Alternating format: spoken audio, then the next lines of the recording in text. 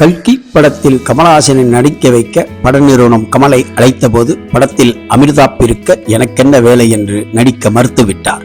காரணம் இதுவா? 1981 கமலஹாசன் ஹிந்தியில் நடித்து வெளிவந்த ஏக் துஜே கே லியே மாபெரும் வெற்றி படம். இதில் கமல் நடிப்பும் பெரிதும் பாராட்டப்பட்டது.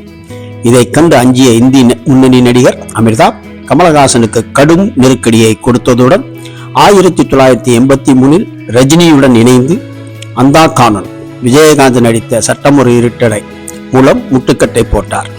1983 வெளிவந்த சத்மா 3ஆம் பிறை படுதோல்வி அடைந்தது. அமிர்தாப் கொடுத்த நெருக்கடியை கமல் எப்படி மறப்பார் என்பதை திரைப்பட வரலாற்றை அறிந்தவர்கள் அறிவார்கள். கல்கி பட நிறுவனம் தொடர் முயற்சியால் ஒரு வருடத்திற்கு பின் நடிக்க ஒப்புதல் அளித்தால் பெருந்தன்மையுடன் உலக நாயகன். தமிழ் சினிமா ஃபேன் ரிவ்யூ சேனலுக்கு சப்ஸ்கிரைப் பண்ணுங்க.